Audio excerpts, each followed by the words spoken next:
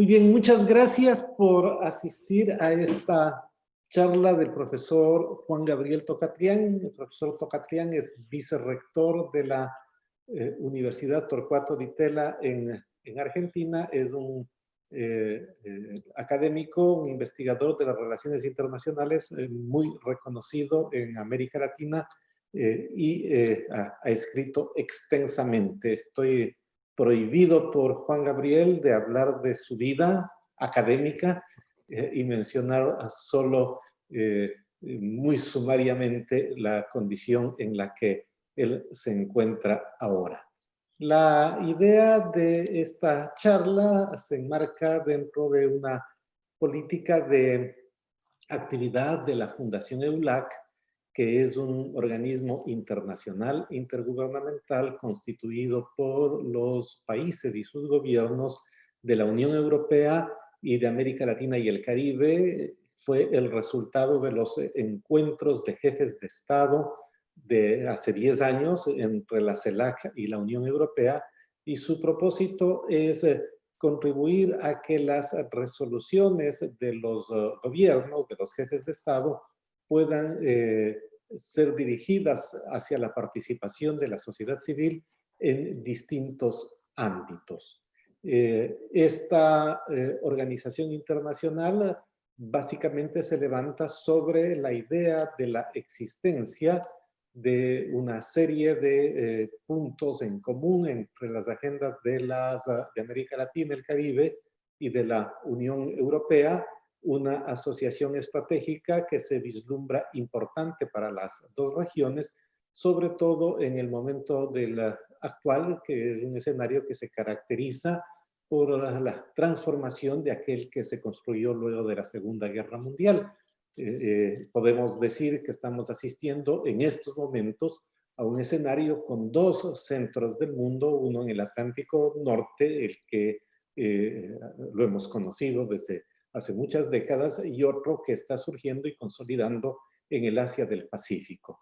En esa lógica hemos visto distintos desplazamientos de la economía y de la política en el orden internacional, y hemos visto y estamos asistiendo a una cantidad de transformaciones que de una u otra manera se han visto afectadas, en algunos casos aceleradas y en otros retenidas por el aparecimiento de la pandemia que estamos sufriendo a lo largo de este año y que ha puesto en evidencia una serie de dinámicas, ¿no? Entre ellas el hecho de lógicas aislacionistas en circunstancias en que afrontamos un problema global que da cuenta, sí, de la debilidad en algunos casos de los mecanismos multilaterales, pero al mismo tiempo de su utilidad. En el caso de América Latina y el Caribe, la diversificación de presencias extrarregionales es evidente, y el futuro que tenemos que enfrentar va a ser discutido desde distintos puntos de vista, desde distintas lógicas, por diferentes y extraordinarios académicos de América Latina y Europa en este ciclo de charlas, de conferencias que la Fundación EULAC ha programado y que se inaugura con esta que va a dirigir el profesor Tocatrián. Y no sin hacer más retórica en la introducción, dejo con ustedes, con nosotros, a Juan Gabriel Tocatrián para que comience su exposición. La idea es que él va a hablar alrededor de 40 a 45 minutos y luego tendremos preguntas y comentarios por parte de la audiencia y una o dos rondas de respuestas dependiendo del número de preguntas del profesor Tocatrián. Todo esto deberá terminar en menos de 90 minutos. Muchas gracias por asistir a esta reunión y tiene la palabra el doctor Tocatrián. Bueno, muy buenas tardes en Europa y buenos días en América Latina. Quiero agradecer muy especialmente a Adrián esta generosa invitación a este ciclo organizado por la Fundación EULAC. quiero iniciar con dos aclaraciones que quizás permitan darnos un poco de foco a lo que será mi presentación en el día de hoy, que versará sobre los dilemas y desafíos de América Latina en la pospandemia. Y las dos aclaraciones creo que son pertinentes para que se comprenda la sustancia del argumento, así como los elementos que voy a tomar en consideración. La primera es que un reputado internacionalista canadiense, Robert Cox, nos recordaba la importancia de la perspectiva al aproximarnos a los estudios internacionales. Cox tenía muy en claro que la perspectiva cuenta. Y con eso quería decir muchas cosas. Esto es, ¿desde dónde se hace una reflexión? En este caso, yo intentaré dar una mirada desde América del Sur, de los desafíos que competen a América Latina, y evidentemente mi mirada va a ser distinta si estuviera localizado en Beijing, en Washington o en Berlín. Esto es la situación desde donde uno analiza determinadas condiciones internacionales, está marcada por esa condición objetiva, el lugar donde uno está. En segundo lugar, la perspectiva cuenta también en cuanto a la disciplina. Es probable que un economista, o es probable que alguien que tenga más formación en el derecho internacional, enfatice ciertas variables o ciertos elementos o ciertos factores en una presentación sobre dilemas y desafíos. Y eso es correcto y está ciertamente condicionado por la disciplina, el saber, desde donde se hace tal argumento. El mío será más claramente desde el ángulo de las relaciones internacionales. Y con eso quiero decir que tiene los límites de esa perspectiva y que requerirá, sin duda alguna, de miradas complementarias. Y en tercer lugar, también la perspectiva cuenta respecto al propósito. ¿Cuál es el propósito de una presentación? Un propósito puede ser, pues, describir la situación existente, remarcar las virtudes del status quo existente, explicar de qué modo se va a preservar este status quo, etc. O puede tener una mirada más crítica, o puede tener una mirada que trata de cuestionar ese status quo y que en consecuencia, al menos en términos de un enfoque, procura algún tipo de reforma que sea más sustantiva, otra vez con la localización desde el lugar donde uno está haciendo esta reflexión, es decir, para un mayor bienestar de América Latina. Entonces, esta aclaración me parece sumamente importante para tener un contorno de mis argumentos en el día de hoy. La segunda aclaración es una aclaración mucho más temporal. Y aquí, digamos que tomando a la pandemia como punto de referencia, uno puede tener dos lecturas en el tiempo. Una de corto plazo y otra de largo plazo. Es decir, los efectos de largo plazo, es decir, los efectos de corto plazo. Creo que si ponemos el lente, el telescopio del largo plazo, vamos a encontrar elementos que creo van a tener una relevancia muy significativa, probablemente, en el mediano y largo plazo. Doy ejemplos de por qué me parece promisorio un lente de largo plazo. Creo que a pesar de los cuestionamientos, a pesar de aquellos que rechazan muchas de las cuarentenas y las políticas de confinamiento que han iniciado los gobiernos, a pesar de aquellos que critican algunos aspectos de las políticas públicas en la materia, Creo que el tema del COVID nos mostró la importancia de tener políticas públicas basadas en la evidencia. Es decir, necesitamos conocimiento, no necesitamos formación, necesitamos ensayo y error, necesitamos no confiar ni en la retórica, ni en la demagogia, ni en el dogma, sino cada vez más tener políticas públicas informadas, políticas públicas sustentadas y sustentables.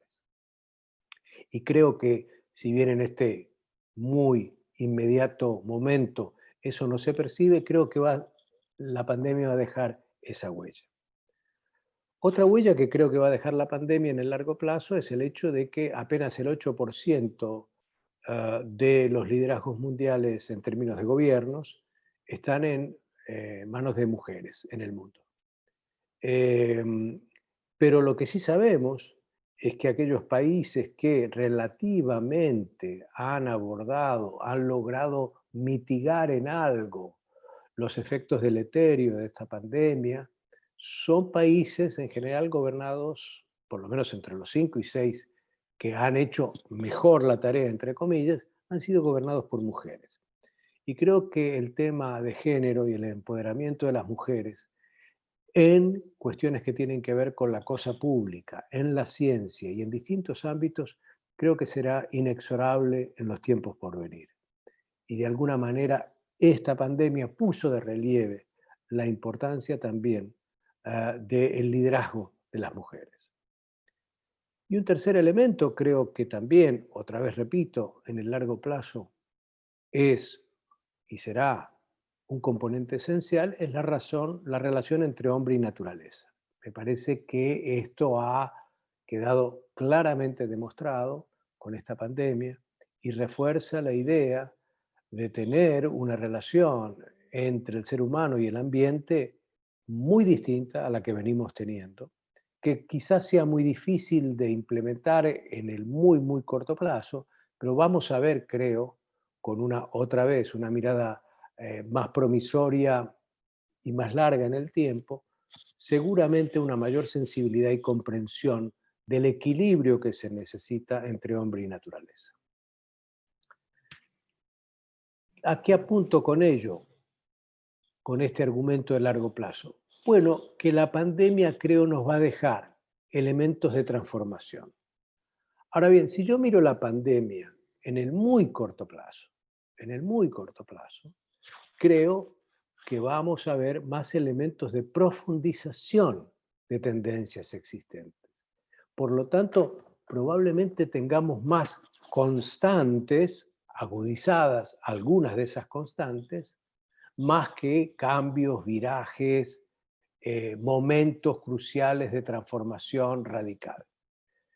En todo caso, estamos ante un escenario, por supuesto, bifurcado, pero ciertamente estamos ante un legado de cuestiones que me parece importante para abrir este debate. Y en ese legado de cuestiones yo quiero dividir mi presentación en aquellos elementos que considero globales y aquellos elementos que considero específicamente regionales. Y en un caso y en el otro voy a tratar de introducir siempre el papel, el rol, el lugar de Europa.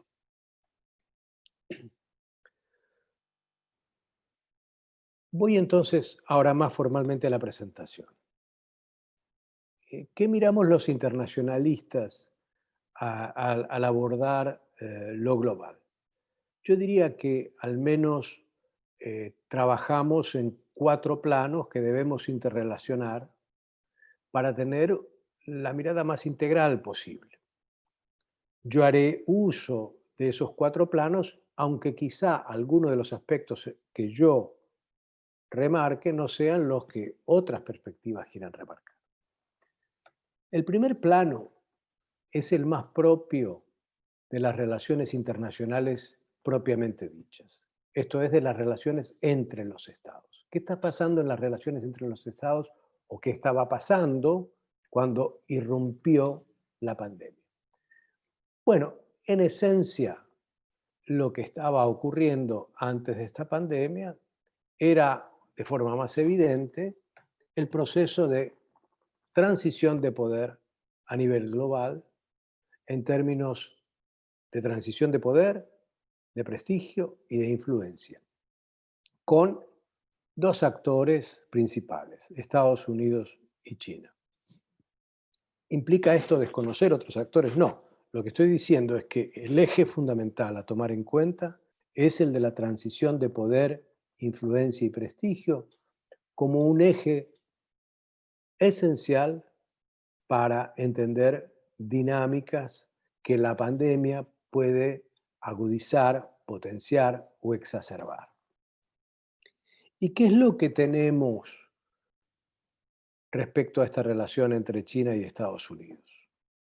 Bueno, lo que teníamos en realidad era una nueva competencia entre grandes potencias. Remarco esto porque van a ver más adelante, intentaré y subrayaré que mirar la transición de poder entre Estados Unidos y la Unión Soviética y China no ayuda con el lente de lo que fue la Guerra Fría entre Estados Unidos y la Unión Soviética. El lente de la Guerra Fría no nos ayuda, nos entorpece a entender esta transición de poder, a mi entender. Esta transición de poder que tiene elementos tradicionales de la pugnacidad que se da en los procesos de transición, alguien asciende, alguien desciende, y hemos tenido largos ejemplos históricos al respecto, pero también tiene novedades. ¿Cuáles son las novedades? ¿En qué contexto se da esta transición de poder? Que son elementos, yo diría, no presentes en otras coyunturas históricas de transición de poder.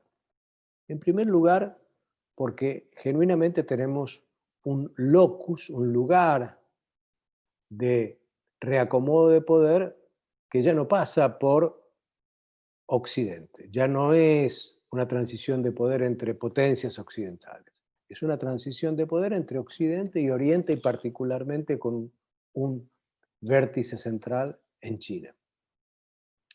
Y por lo tanto esto nos implica entender mejor cuestiones que en muchos casos no hemos trabajado, no hemos conocido dentro de la disciplina de las relaciones internacionales, elementos culturales, idiosincráticos, históricos, que marcan un actor que seguimos viendo, me refiero a China, muchas veces, yo diría la mayoría de las veces, con ojos occidentales.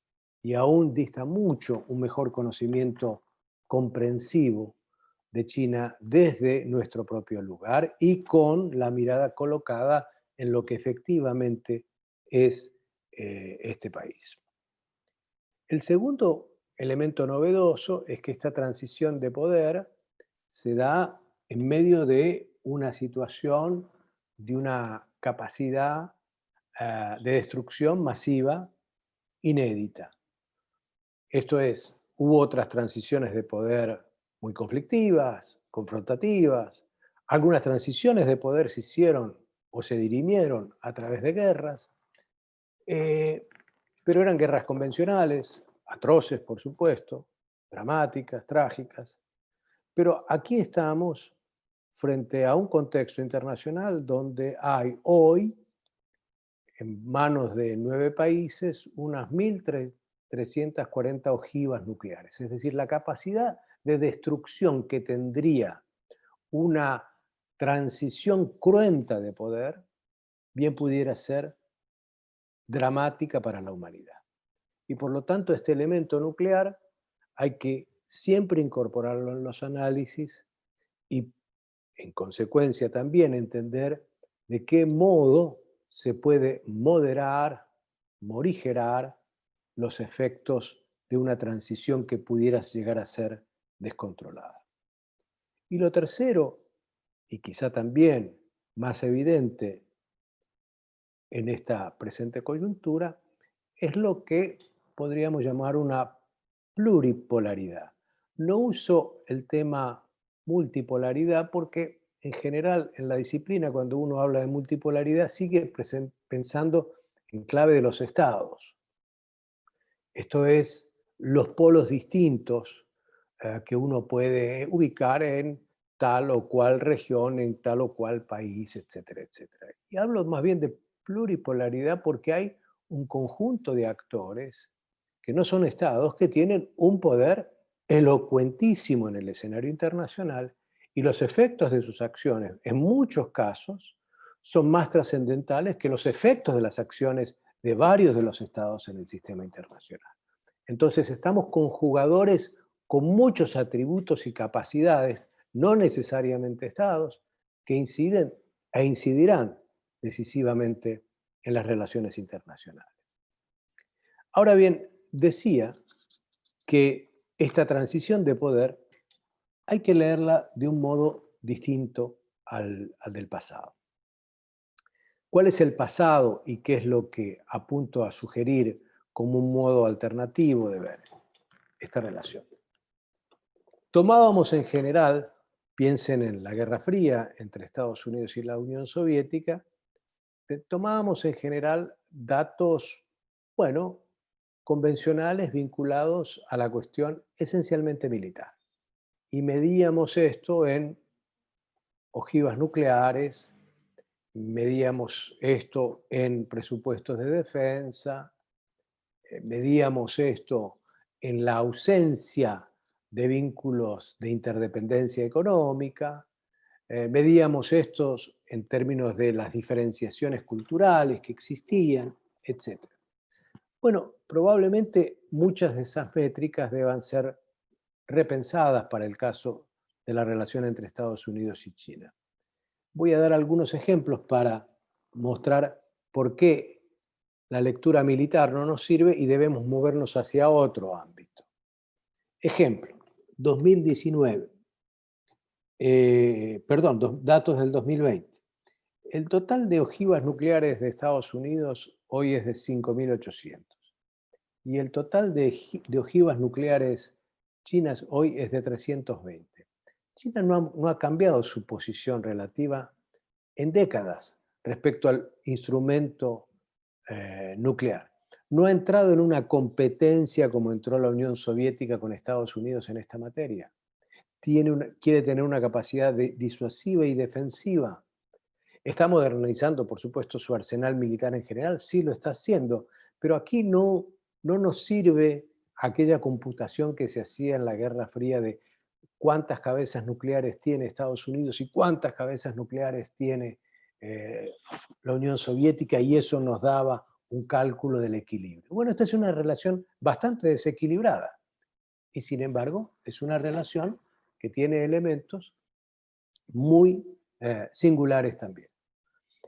Los presupuestos de defensa, si yo sumo año 2019 los presupuestos de defensa de Estados Unidos más todos sus socios de la OTAN, más sus principales socios de la cuenca del Pacífico, más la India, más o menos es un total de 1.2 billones de dólares.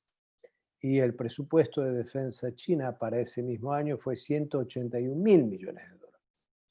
Hace esto que ese gran dispositivo militar que tiene Estados Unidos y sus principales aliados haya logrado frenar la expansión de China, la expansión regional y global de China. No, no necesariamente. Quizá porque otra vez, si medimos solamente esta relación en una clave militar, nos encontraremos con, bueno, cierta frustración porque no sigue parámetros históricos conocidos. Ahora, si miramos otros aspectos, sí es interesante la relación entre Estados Unidos y China. Piensen ustedes lo siguiente. En el año de mayor intensidad de relaciones comerciales entre Washington y Moscú durante la Guerra Fría fue el año 1979. Y el comercio bilateral ese año batió el récord que nunca más tuvo, que fueron 4.900 millones de dólares. El comercio bilateral entre China y Estados Unidos en el año 2018 fue de 630.000 millones de dólares. Las inversiones acumuladas entre 1990 y 2019 de China en Estados Unidos son unos 150.000 millones de dólares. Y para el mismo periodo las inversiones estadounidenses en China son de 284.000 millones de dólares. Piensen ustedes que en el año pasado, del total de estudiantes que ingresaron a hacer sus estudios de grado y posgrado a los Estados Unidos fueron aproximadamente 1.095.000, de los cuales 369.000 fueron chinos. Esto es, esta relación es mucho más compleja, es mucho más densa y por lo tanto tiene elementos propios de la rivalidad, por supuesto, pero también elementos propios de la interdependencia. Entonces es una situación que no es acostumbrada, por lo menos en el modelo que tuvimos con la Guerra Fría. En ese contexto, ¿qué hace la pandemia? ¿Qué trae la pandemia? ¿Qué fuerza la pandemia? ¿Qué muestra la pandemia? Bueno, nos muestra claramente una situación en la cual hacia el futuro, más allá de que haya sido electo el presidente Biden, y para ello les recomiendo el artículo que escribió el presidente electo Biden en Foreign Affairs de marzo-abril de este año, donde remarca nuevamente que hay que ser duro con China y que Estados Unidos debe volver a liderar en el mundo, que hay otra vez un tono en el cual los componentes de competencia y disputa van a seguir incrementándose entre los dos países, más allá de que Trump no haya sido reelecto. Y uno de los dilemas que ambos se enfrentarán es cuánto desacoplen o no su economía entre sí, sus relaciones de interdependencia. Entonces, me parece que lo que la pandemia refleja en esta relación es cómo sigue hacia adelante esta rivalidad. ¿Va a ser una rivalidad matizada o una rivalidad potenciada? ¿Y cómo sigue la interdependencia? ¿Una interdependencia que empieza a revertirse o una interdependencia que se preserva, así sea en forma limitada? Y en este caso, obviamente, el papel de Europa es un papel fundamental. Y aquí, visto desde América Latina, otra vez, y remarco eso porque la perspectiva cuenta, bueno, ha habido cambios en el 2019 que son para tomar en cuenta. La Comisión Europea en marzo del 2019 determinó en su informe que China pasaba a ser, por primera vez dicho así, un rival sistémico de la Unión Europea.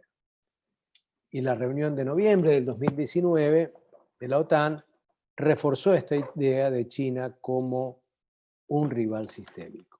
¿A qué apunta esto? Una Europa que se va a plegar a los Estados Unidos para rodear a China, para contener a China, para tratar de debilitar la influencia y la proyección de poder de China.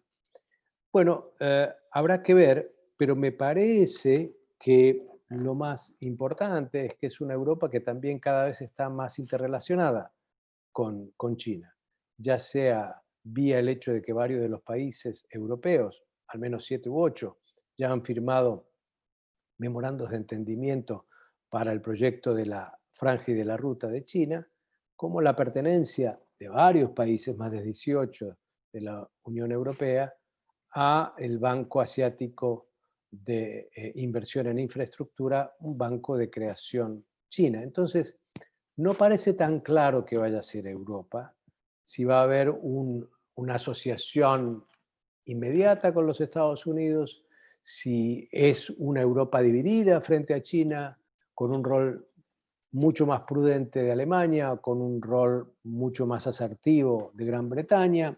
En fin, solamente lo que quiero señalar es que el papel de Europa, a mi modo de ver, en esta creciente rivalidad, va a ser decisiva y va a ser mirada por América Latina con mucho interés. El segundo elemento o el segundo plano en el cual uno puede ver los temas internacionales y la globalización es el que lo denominamos la política mundial, entendiendo por política mundial obviamente la incorporación de actores no estatales, el peso específico de los actores no estatales. Y en este caso, hacer hincapié, por supuesto, en el proceso de globalización.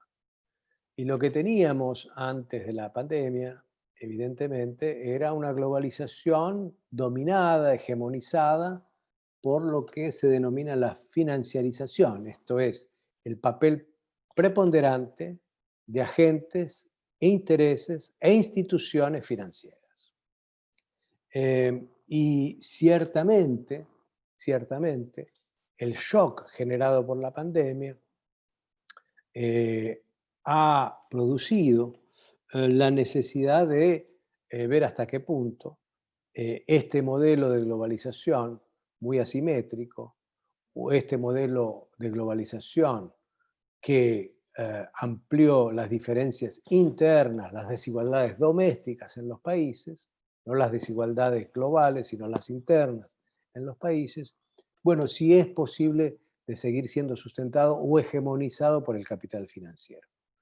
Y en este sentido, creo yo que es muy importante ver el último paquete, el paquete reciente de la Unión Europea, que creo que tiene unos componentes que vale la pena mencionar porque vuelve a pensar en ámbitos de diversificación productiva. Esto es, puede ser que estemos ante una Europa que piense nuevamente que tener política industrial, política productiva, y no simplemente ajustarse a los parámetros de las especulaciones y el capital financiero, tiene sentido mucho más en la post-pandemia. Habrá que ver hasta dónde llega esta diversificación productiva de Europa, pero creo que es un indicador muy importante a tener en cuenta porque eso sí puede ser también, de hecho, un estímulo para América Latina. Ver si recuperar el papel de los procesos productivos son un eje central en la relación entre Estado, sociedad y mercado. Sin embargo, también creo que lo que se puede avisorar en un escenario post-pandemia muy crítico es que vamos a tener diferentes niveles de proteccionismo en el mundo y que Europa no va a escapar a ello, de la misma manera que no va a escapar a Estados Unidos, de la misma manera que no va a escapar China. Y en este escenario cada vez más proteccionista, sabemos que hay antecedentes históricos en los cuales, bueno, no hay un proteccionismo inteligente, así se quiere hablar algunas veces de proteccionismo inteligente, sino que puede haber consecuencias colectivas muy disruptivas a través de un proceso de auge el proteccionismo. En todo caso, otra vez, el gran desafío, a mi modo de ver, va a ser si de esta pandemia resurge y se resalta nuevamente la capacidad de adaptación que ya tuvo en el 2008 el capital financiero. Recuerden en 2008 la crisis financiera en Estados Unidos, la expansión en la gran recesión que alcanza Europa en el año 2010, todas las promesas del G20, de los organismos internacionales, de que iba a haber regulaciones y que ahora sí iba a haber regulaciones sobre el capital financiero, etcétera, etcétera, quedaron prácticamente en la nada. Creo que el sistema internacional se debe en esta oportunidad quizá a una reflexión distinta sobre la importancia de la regulación. Si no se diera, esto es, si no se dieran esas regulaciones que creo que son indispensables para por lo menos frenar lo que Rodrik llamaba y llama la hiperglobalización, bueno, más temprano que tarde tendremos mayor concentración de poder en pocos, tendremos más desigualdad interna y tendremos más tensiones internacionales. El tercer plano a nivel global que los internacionalistas atienden en términos de su interés, su preocupación, su análisis, es el de las instituciones internacionales. Y las instituciones internacionales son realmente muy, muy importantes. Son los ámbitos en los cuales se logra a través de ello forjar regímenes internacionales. donde hay espacios para la coordinación, donde se logra frenar ciertamente de algún modo la arbitrariedad de los más poderosos, donde es posible encontrar consensos básicos, etc. Y aquí, antes de la pandemia, mucho antes de la pandemia, ya teníamos lo que comúnmente se denomina la crisis del multilateralismo. Una crisis que, bueno, ha sacudido instancias formales e informales, particularmente de Occidente. Esto es, el problema de la ausencia de una reforma del Consejo de Seguridad de Naciones Unidas viene siendo un tema que ya está pospuesto y que tuvo varias intentonas, todas fracasadas, y hay un proceso de crítica sobre la legitimidad de las Naciones Unidas seriamente preocupante antes de esta pandemia. Era evidente también antes de esta pandemia que la Unión Europea, como ese modelo a seguir y a imitar en otras latitudes, con el Brexit tuvo un shock que nos mostró que la integración no es un camino de una sola vía, sino que puede existir la posibilidad de desintegración o de reversión de la integración. Y habrá que ver cómo hacia el futuro progresa la Unión Europea. La Organización Mundial de Comercio, que había sido pensada, concebida como una arquitectura novedosa para frenar el proteccionismo y por otro lado lograr ciertos consensos básicos en materia comercial, ha sido puesta en jaque en gran medida por la actitud del gobierno Trump, que ha buscado contrarreformas que debiliten los órganos de apelación en el marco de la OMC, y esto puede herir significativamente a esta entidad aún más de lo que ya está herida. Su famosa ronda Doha, que nunca logró avanzar más allá de sus postulados iniciales. Pero lo mismo podría decirse con el Fondo Monetario Internacional y sus programas y sus proyectos de austeridad y ajuste y su deslegitimación. Lo mismo puede decirse del G20 por las razones que antes expliqué. Lo mismo puede decirse del peso específico que perdió el G7, que en su momento era el gran espacio occidental de mancomunión de políticas concertadas, y su impacto hoy realmente es muy menor. ¿Qué voy con todo esto? Y bueno, voy básicamente a que este multilateralismo en crisis se potenció con la pandemia, se agigantó quizá con la pandemia, pero teniendo dos cuestiones, a mi entender, esenciales a tener en cuenta.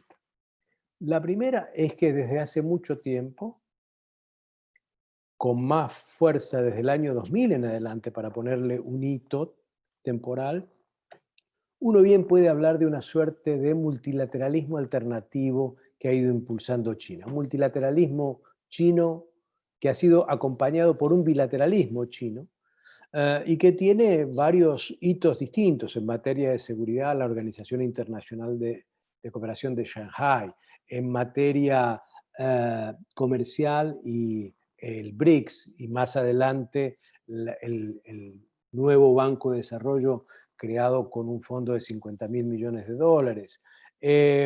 Los foros que fue abriendo China con el mundo árabe, con América Latina, aún con los 16 de Europa, esto es, los de Europa central y oriental, con un acuerdo que acaba de cerrarse, que es el Acuerdo Regional Económico Integral, que mancomuna 15 países del sudeste de Asia, y que es el acuerdo comercial más grande que hay hoy en el mundo. En fin, hay un multilateralismo que está funcionando. ¿Cómo? ¿De qué forma? Pues no es el multilateralismo institucionalizado, fuerte, robusto que conocimos en Occidente, pero que está funcionando, mientras que el de Occidente está siendo debilitado o deteriorado.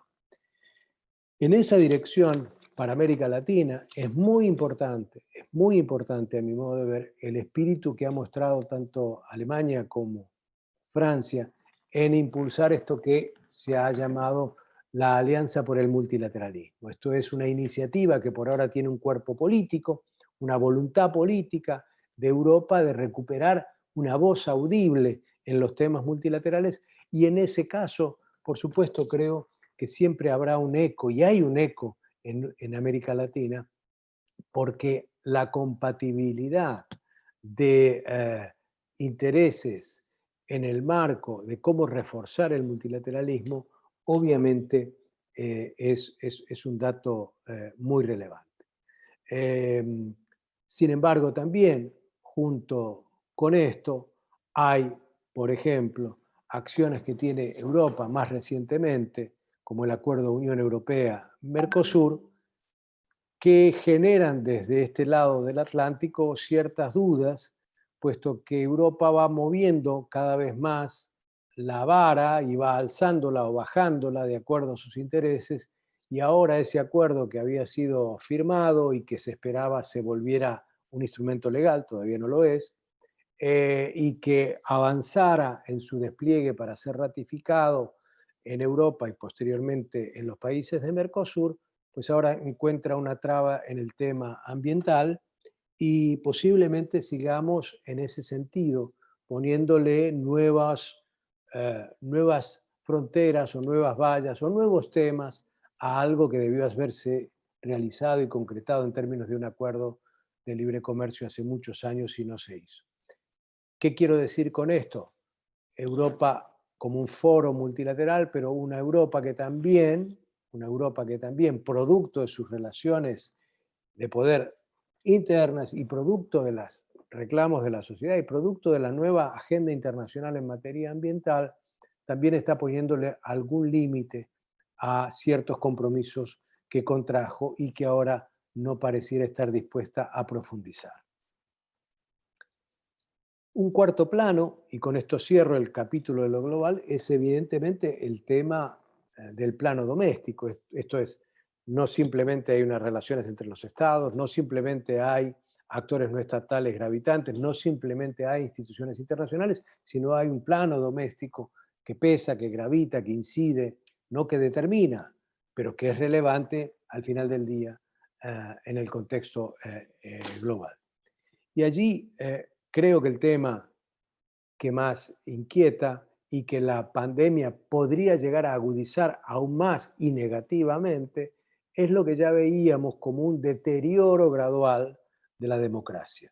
Un deterioro que en términos, entre comillas, formales, numéricos, cuántas elecciones ha habido alrededor del mundo en los últimos tiempos, viene declinando desde el año 2005 en adelante, pero más allá que el término numérico, que esa sensación del crecimiento de autocracias o regímenes híbridos o el resurgimiento de autoritarismos o algunos golpes de Estado de nueva era en algunos países, etc.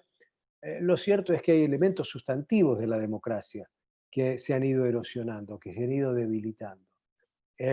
Y las encuestas que uno puede ver, más recientes, las del Pew Research Center, por ejemplo, de febrero de este año, sobre satisfacción e insatisfacción global con la democracia, bueno, son preocupantes. Si uno mira el World Values Survey, también encuentra que la democracia no entusiasma como lo hizo históricamente y que por otro lado, en particular, no entusiasma tanto a los jóvenes. Sigue entusiasmando, por supuesto, y sigue siendo reivindicada por generaciones de personas mayores. Y creo que acá tenemos una cuestión central y una cuestión en la cual otra vez el puente entre Europa y América Latina será, creo yo, fundamental volver a colocarlo en el centro de la atención, puesto que vendrán años muy difíciles en el mundo. Vendrán años muy difíciles en Europa y en América Latina, por supuesto, y sería dramático que como parte de esos enormes retos que ya se vislumbran uno de los sacrificados, la variable de ajuste termine siendo la democracia. Voy ahora al plano regional, terminando este primer plano global con una idea. Lo que he tratado de plantear es que tenemos un sistema sobrecargado de tensiones, de fricciones, de contradicciones, de urgencias, y por lo tanto hay que advertir que la pandemia, sin lugar a dudas, y sus consecuencias van a generarle, entre otras, más estrés a este sistema sobrecargado. Y por lo tanto, las políticas anticipatorias o las políticas de coordinación o las políticas consensuadas van a ser imprescindibles para el manejo del periodo pospandémico. Voy a lo regional. Y aquí quisiera remarcar, y voy a usar algunos datos, no insistiré mucho porque seguramente después habrá preguntas más específicas, pero mi argumento central es uno respecto a la región. Y es que América Latina es cada vez menos gravitante en el mundo. América Latina es a su turno cada vez más vulnerable. Y esta combinación de menor gravitación y mayor vulnerabilidad tenderá a hacerla cada vez más dependiente de actores hemisféricos y extrarregionales. Me aventuro a decir eso si las tendencias que tenemos se agudizan a su turno con la pospandemia. No nos olvidemos, por favor, no nos olvidemos que en América Latina reside el 8.2% de la población del mundo, pero tiene el 32% de los muertos del COVID. Esto es, nuestra región refleja en esto sus padecimientos, sus limitaciones, sus agendas pendientes, sus temas irresueltos, sus retos no suficientemente asumidos, sus problemas en términos de bienes públicos para las sociedades. Pero vuelvo entonces a decir, ¿qué quiero señalar con menor gravitación? ¿A qué me refiero cuando digo menor gravitación? Quiero decir varias cosas. Voy a tomar algunos datos, podría tomar otros, pero voy a mencionar algunos simplemente para que se capte el mensaje que quiero dar. Estamos en el 75º aniversario de Naciones Unidas. Cuando Naciones Unidas se creó, tuvo 51 miembros. 20 de ellos eran de América Latina. Por un periodo, hasta que creció y se expandió el proceso de descolonización, el voto latinoamericano en América Latina, el voto latinoamericano en Naciones Unidas, era muy relevante. Tenía un peso específico, tenía una voz audible, y por lo tanto era objeto de un trato diplomático muy particular, y en general las votaciones de los países, cuando uno las revisa con el tiempo, fueron mucho más moderadas de lo que se suponía al calor de la Guerra Fría, pero obviamente siempre distante de la Unión Soviética, salvo excepciones, por supuesto. Esto llevó a que en su momento se formara el GRULAC, el Grupo Latinoamericano, en el marco de Naciones Unidas, que llegó a tener un volumen de voz, un volumen de incidencia nada irrelevante, por lo menos en temas cruciales de la política internacional. Bueno, hoy hay 193 países en Naciones Unidas, y cuando uno mira las votaciones de nuestros países, cada vez vemos menos acercamiento o menos comunidad de votaciones entre nuestros países. Cada vez votamos de manera más dispersa, cada vez tenemos menos coincidencias en temas cruciales, y cada vez vamos teniendo quizá menos expectativas respecto a Naciones Unidas y nuestro peso específico, pues obviamente pierde aquella envergadura que supo tener.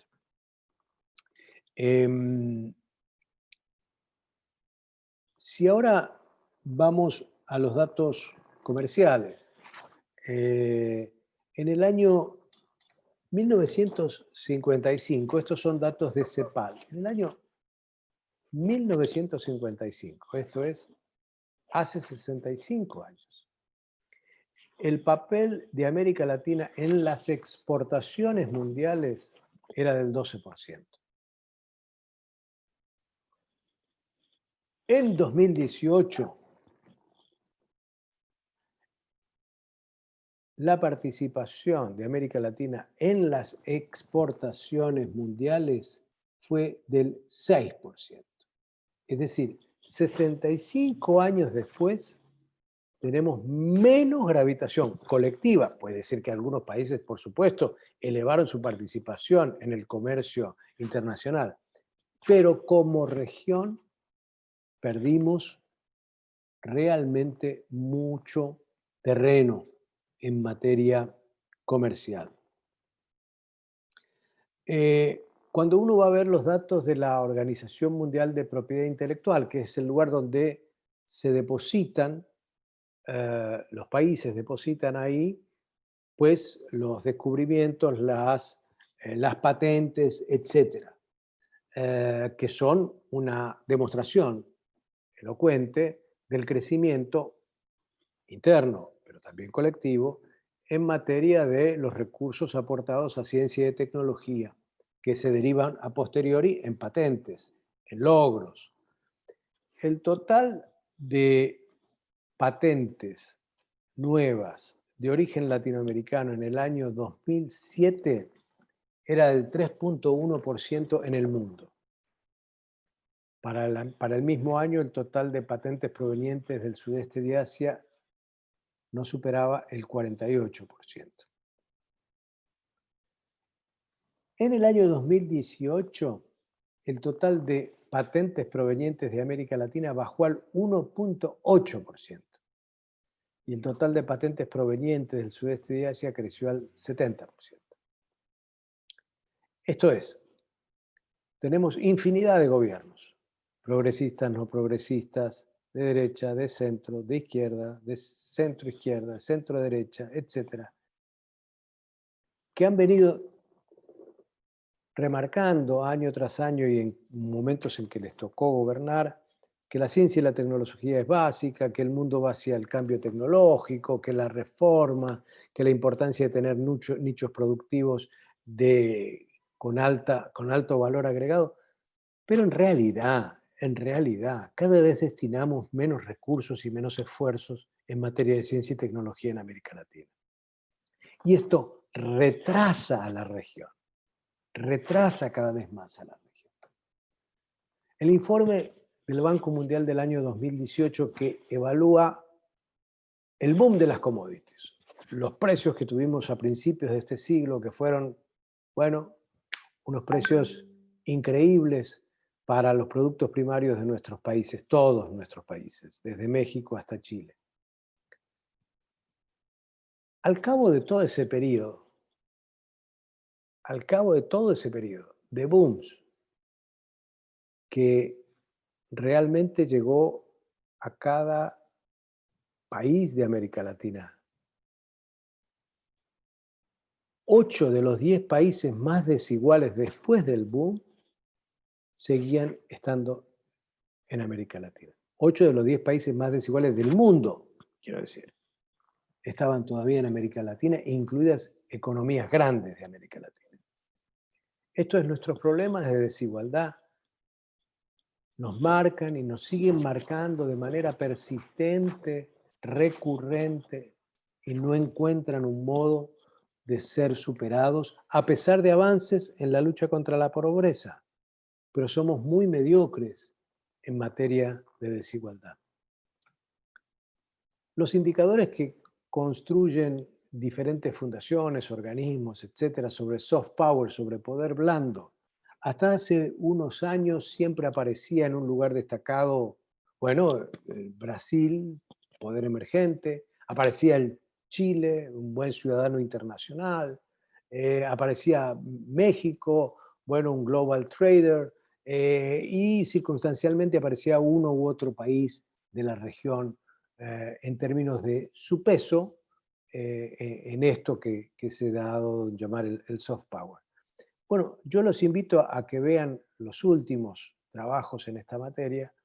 Prácticamente han desaparecido las referencias positivas a México, a Brasil, a Chile, y es que por distintas razones, la mayoría de ellos endógenas, la mayoría de ellos derivados de problemas no resueltos o del surgimiento de nuevos problemas, ha hecho que ha habido un debilitamiento de lo que podríamos llamar la capacidad persuasiva o la imagen persuasiva de América Latina en, en- en el sistema internacional. Este acumulado de datos duros y datos blandos creo que nos lleva claramente a un lugar donde nuestra capacidad de gravitar internacionalmente ha descendido de manera elocuente. A lo cual hemos añadido otro factor, y es que posiblemente eh, hemos logrado niveles de fragmentación eh, inéditos para la tradición de heterogeneidad de América Latina. América Latina nunca fue una y única, siempre fuimos heterogéneos. Ahora, que lleguemos al nivel de fragmentación en el cual estamos hoy, donde prácticamente ninguna institución creada o funcional por años está siendo objeto de reforzamiento o de mejoramiento o de punto de mayor asociatividad y eventual integración. Eh, Proyectos de distinta naturaleza están o estancados o limitados o deteriorados. Mercosur, la Alianza del Pacífico.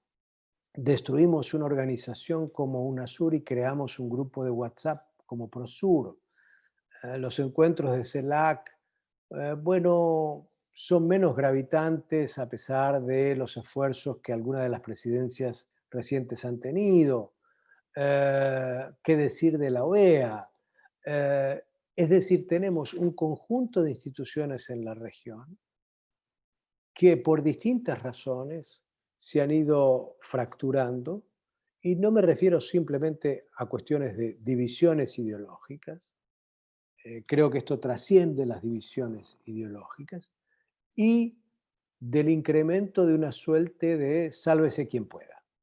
Sálvese quien pueda es, bueno, estoy en un vecindario donde los otros son los malos y yo soy el bueno. Bueno, puedo encontrar una vía alterna para tener una mejor relación con Washington. Bueno, está la carta china. Bueno, en fin, siempre hay algo. Pero lo que se ha perdido en capacidad asociativa y lo que esto implica en pérdida de capacidad de negociación, de poder negociador, es elocuente, es esencial.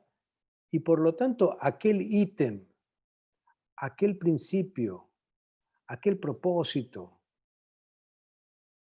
aquel foco y faro que tuvimos durante décadas, que fue cómo incrementar la autonomía relativa de nuestros países, se ha transformado realmente en cómo ser más aquiescentes, a la espera de algún dividendo, de alguna, bueno, algo en retorno.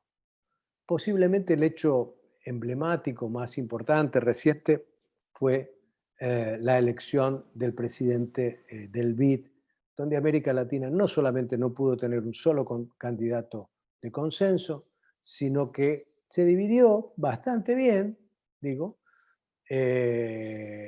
para definitivamente facilitar la elección de un estadounidense a este que había sido el banco que había tenido un presidente latinoamericano desde el 59, que si bien no está escrito en ningún reglamento, sí era parte de un acuerdo político entre Estados Unidos y la región. En medio de todo esto, por otro lado, y aquí sí termino, bueno, tenemos una región muy convulsionada en términos de inestabilidad política. La inestabilidad política en muchos casos es producto de reclamo de nuevos derechos, y eso está bien, y esto genera, por supuesto, situaciones de tensión, pero también hay inestabilidad por cuestiones regresivas en la región. Hay temas que no hemos resuelto. Está ahí el caso de Venezuela como un epítome en la cual la incapacidad de la región ha sido elocuente. Y hay temas en los cuales ciertamente la región eh, sigue enfrentando de manera común, pero cada vez con menos instrumentos de cooperación. Por ejemplo, en un tema no necesariamente estatal, el creciente auge del crimen organizado en toda América Latina. Termino entonces diciendo en este escenario, probablemente lo que tengamos es una situación en la cual eh, las, las relaciones con Estados Unidos y China pasen a ser cada vez más centrales en términos de supervivencia para muchos países y que en consecuencia la voz europea, el lugar de Europa, eh, tan reclamado por muchos actores domésticos, se vaya evaneciendo cuanto más en realidad lo hubiéramos necesitado. Muchas gracias, Juan Gabriel.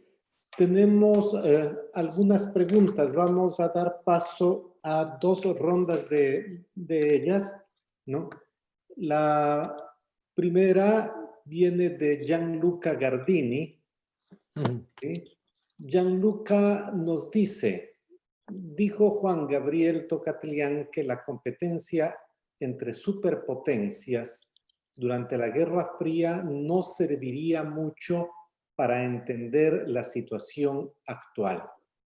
¿Qué opinas sobre la propuesta de un nuevo movimiento de no alineados? Cita a Jaime y otros en el 2020, respaldada también por la Cancillería de Chile. Esta opinión desde una perspectiva latinoamericana. Otra pregunta que tenemos de Micaela Santa Cruz es de cuál es su lectura sobre el movimiento político de Estados Unidos en el BID, ya lo vimos un poquito, y la actitud de no apoyo a la propuesta argentina por parte de los estados de la región.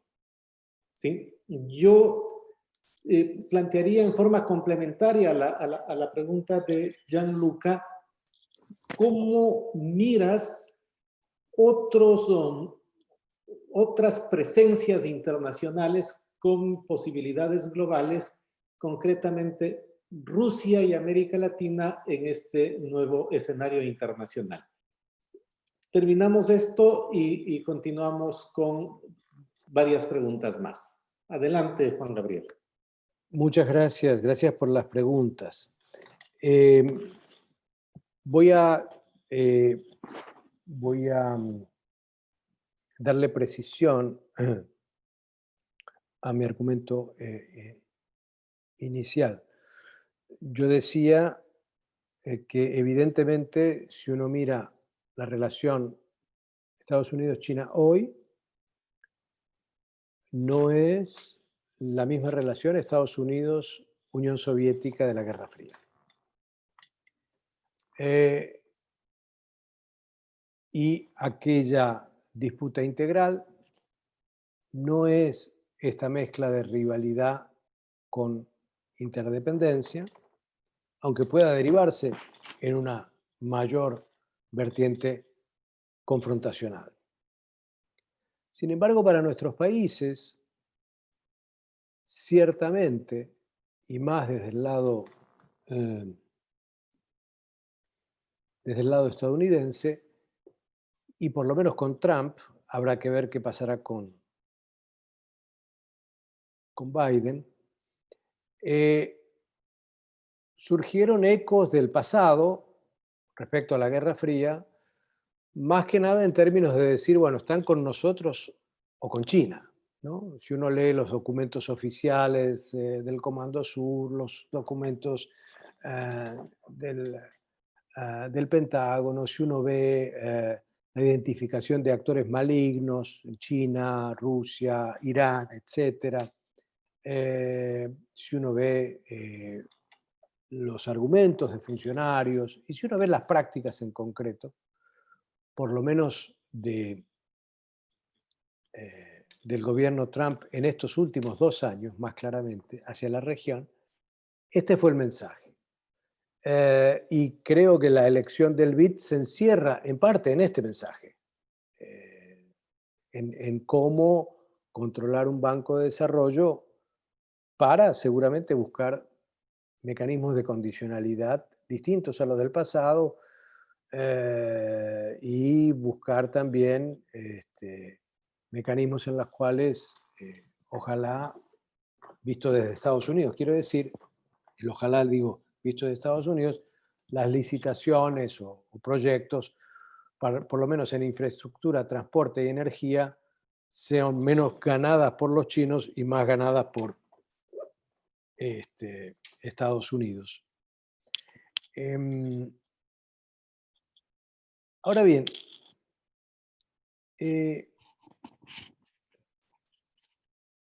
aquí hay 3 problemas. El primer problema es que Estados Unidos no tiene hoy los atractivos que tuvo en el pasado. Esto es, exigir que América Latina lo acompañe más es una exigencia vacua de alguna manera, porque el que trae aportes y recursos e inversión y comercio termina siendo China. Y una China que a su vez no tiene nada que ver con la Unión Soviética para América Latina, al menos, en un hecho fundamental. Y es el hecho de que durante la Guerra Fría había muchos jugadores internos con capacidad de veto para iniciar o mejorar o profundizar las relaciones con la Unión Soviética. Estaban los militares con el problema del comunismo. Había partidos de derecha, estaban el papel de la iglesia. Un conjunto de actores tenían una capacidad de veto sobre los sistemas políticos enormes que dificultaban totalmente cualquier atisbo de acercamiento, relacionamiento estrecho entre algunos de nuestros países y la Unión Soviética. Bueno, hoy en América Latina no se divisan jugadores con voluntad o capacidad de veto respecto a la relación con China. Ni los militares la vetan, ni los políticos la vetan, ni los partidos de derecha la vetan, ni los medios de comunicación lo vetan, ni actores organizados logran vetar este despliegue chino. Entonces, esto le da una conformación muy distinta a esta relación también para nosotros, para América Latina.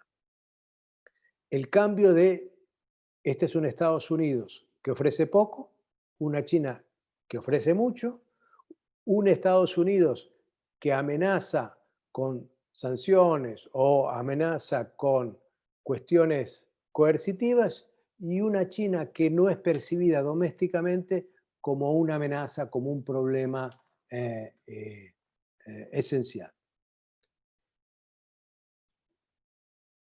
El no alineamiento activo del trabajo tan interesante que presentaron los colegas de Chile, a mí me parece que da en un núcleo importante, fundamental, más que nada para recuperar un pensamiento sobre la autonomía de América Latina.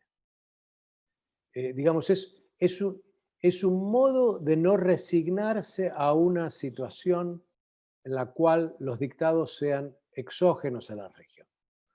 Es un modo de volver a plantear algunos temas que están, bueno, eh, muy, muy reducidos en intensidad en la región, como el papel de la integración.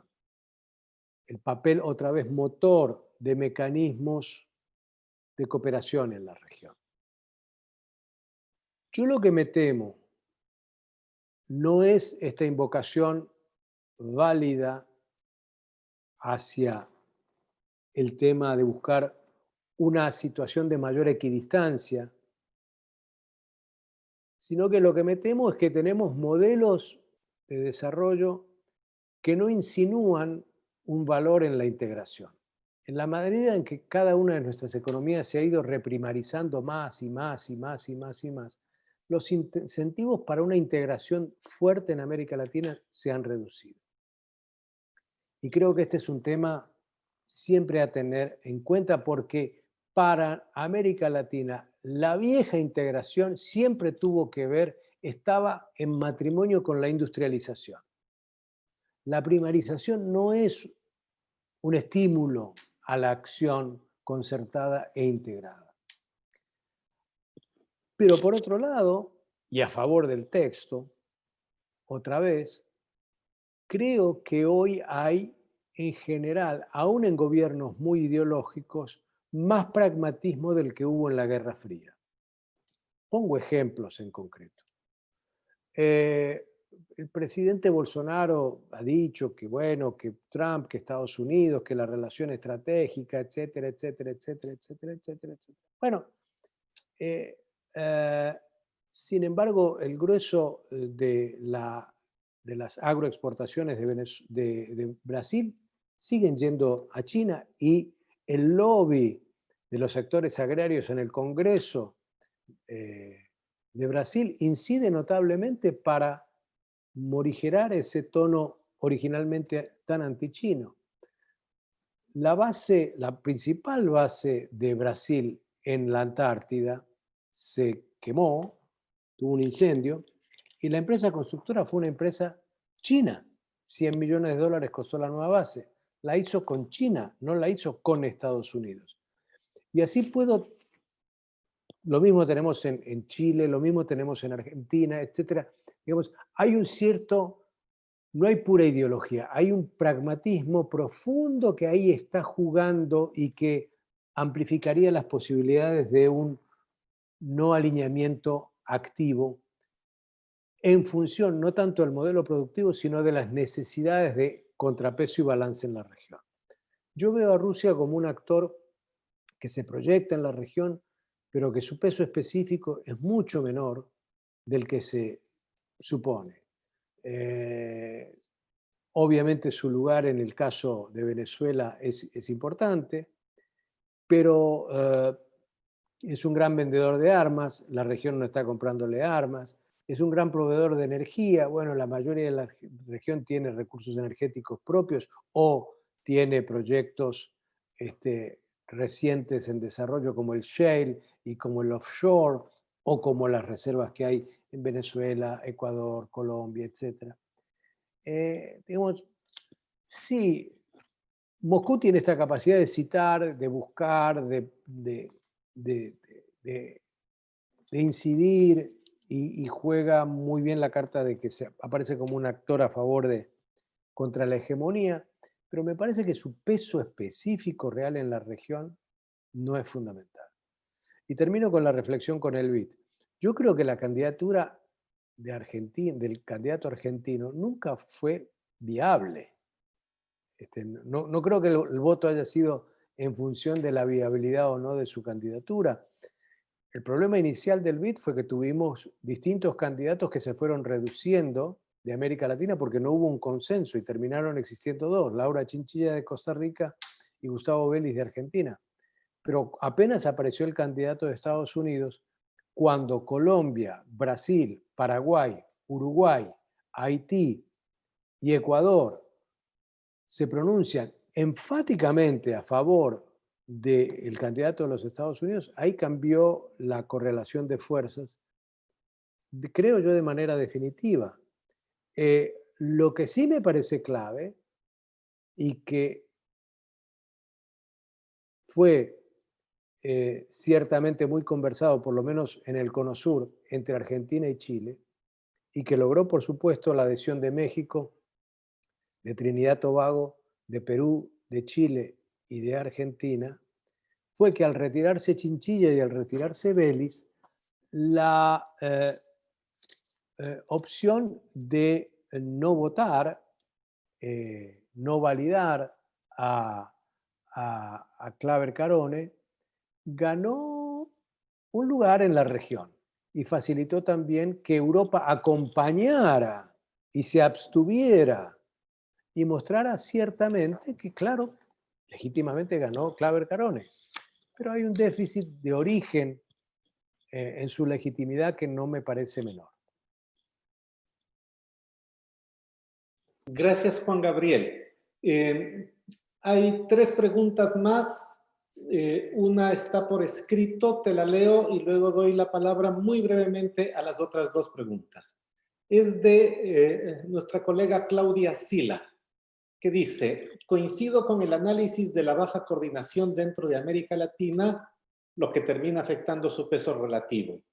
¿En qué tipo de diagnóstico de la realidad e hipótesis crees que se basan los actores? ¿Crees con tilde, Argentina?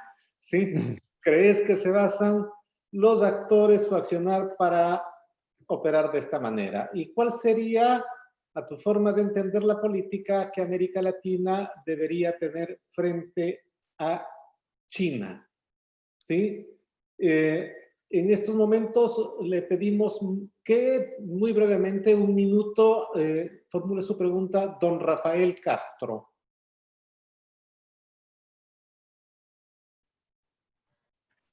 Muchas gracias, profesor Tocatlián, por esta amplia perspectiva. Yo quisiera preguntar un par de cosas. La primera es si dentro de ese contexto que usted ha dado, ¿hay alguna transformación que pueda verse en el rol hegemónico de Estados Unidos en las finanzas globales? Porque vemos que aún en medio de la pandemia y de toda la incertidumbre de la presidencia de Trump, existió o trató Estados Unidos de continuar jugando ese rol con las tasas de interés, la Reserva Federal, etcétera.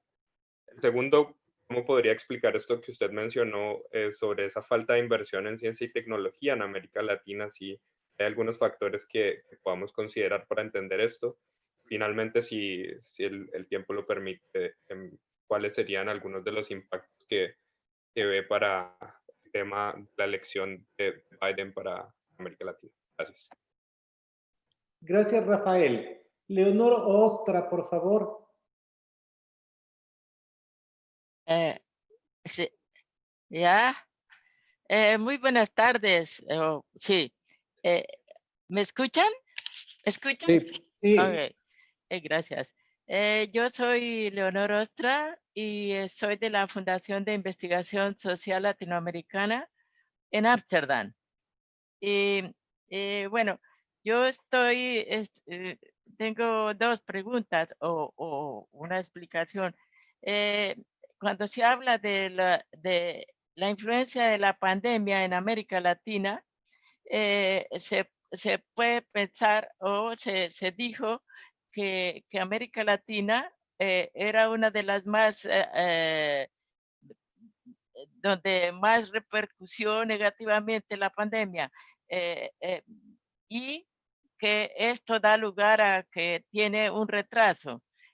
Yo diría lo siguiente: América Latina ha sido y es un patio de estrategias tanto de Europa como de los países que están están en potencias, como China, como Estados Unidos, como, bueno, Europa misma, y siempre ha sido digamos, una reunión a lo largo de la historia, desde la colonia hasta hoy, de estrategias de desarrollo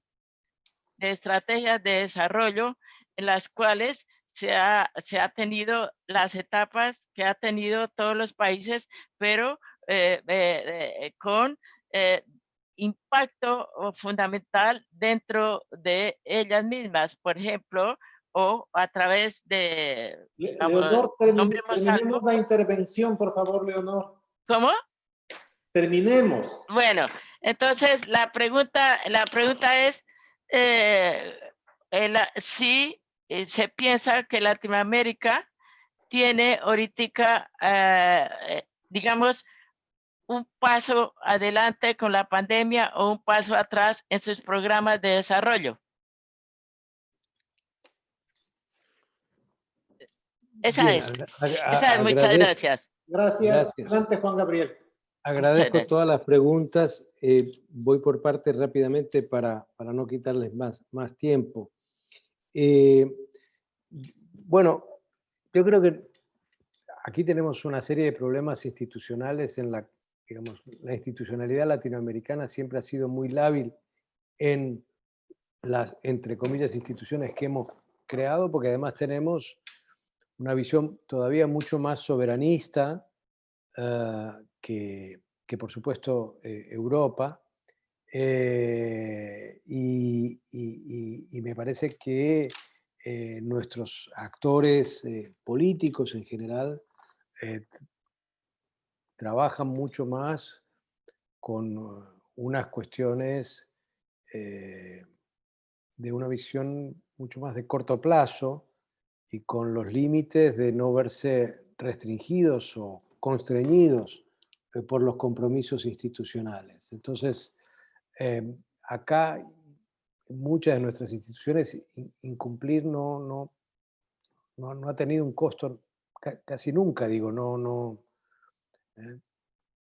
se pueden llevar adelante acciones unilaterales sin ningún tipo de sanciones. Incluso hemos visto en este último año, por lo menos antes del momento más candente de la pandemia, en Brasil diciendo que, bueno, si Mercosur no quería negociar colectivamente, Brasil iba a negociar unilateralmente con Estados Unidos, y nadie podía decirle ciertamente, hay toda una serie de instrumentos que impedirían eso, pero ciertamente podía avanzar con su discurso sin ningún costo político en absoluto.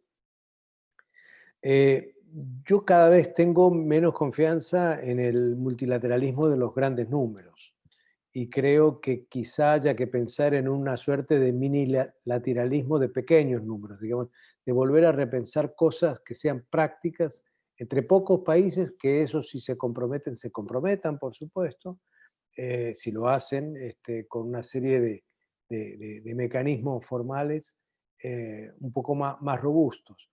Y en algunos casos esto tiene que pasar por objetivos en materia económica.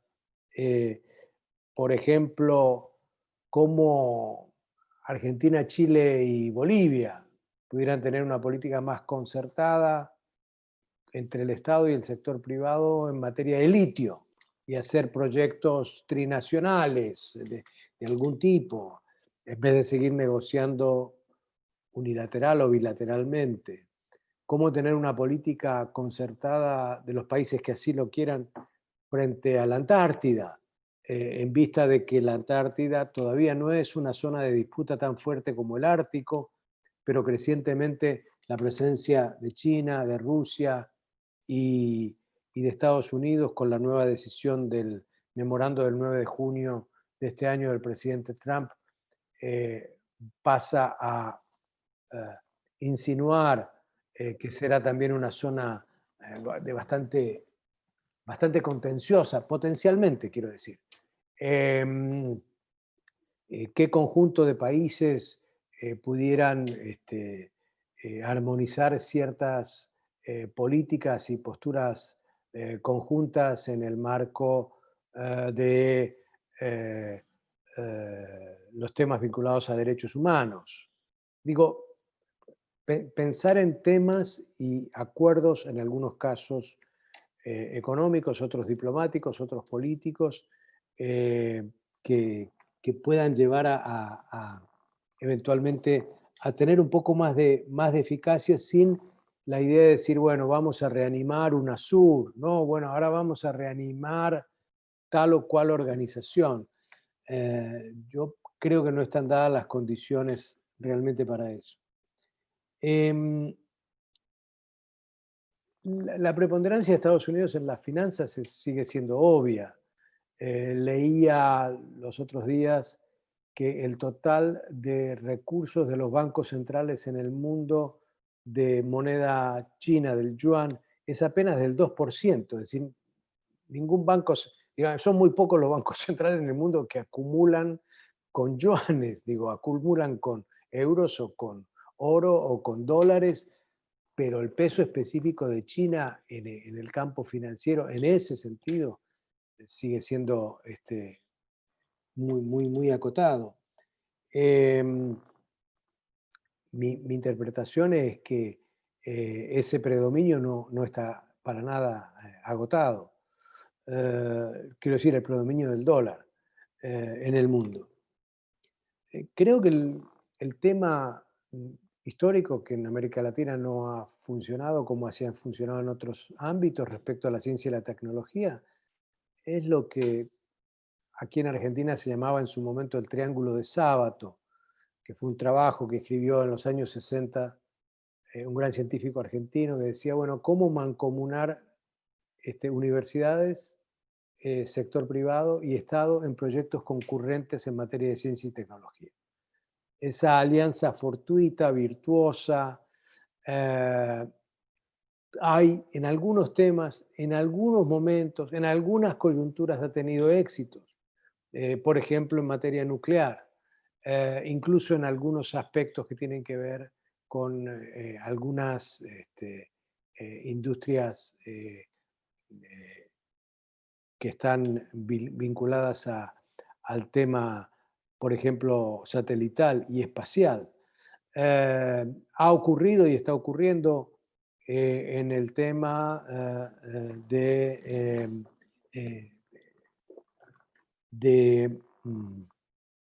la bioeconomía agraria en algunos casos. Entonces, ha sido selectivo, pero nunca ha sido, a mi modo de ver, evidente como una política consistente y de largo plazo de la mayoría de los países.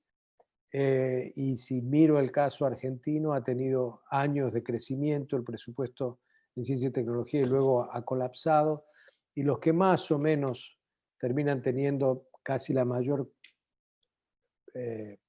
mayor aporte siguen siendo México, Argentina y Brasil en este campo.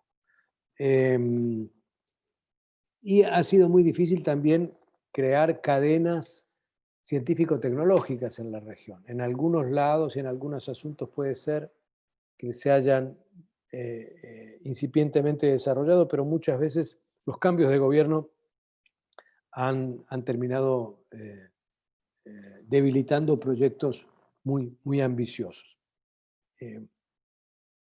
Yo no veo una agenda de Biden todavía tan clara. Yo creo que Biden tiene hacia la región varias restricciones. Tiene el sistema de sanciones ya impuesto sobre Venezuela, que no creo que lo vaya a modificar sustantivamente. Tiene ya un presidente del BID que es un trampista, que tampoco lo creo que lo vaya a sacar. ¿No? Tiene una política en materia de drogas difícilmente que la vaya a modificar de manera sustantiva. Creo que hay otros aspectos, sí, que Biden ha mostrado interés, por ejemplo, migración y Centroamérica, me parece que es un tema importante. Me parece que su pasado con la administración Obama, vicepresidente de Obama, en temas vinculados a Cuba y lo que fue la normalización de las relaciones con Cuba, pueden ser un aporte que él quiera retomar, pero de manera muy gradual respecto a Cuba, dado que en particular en Florida la elección no le fue muy favorable.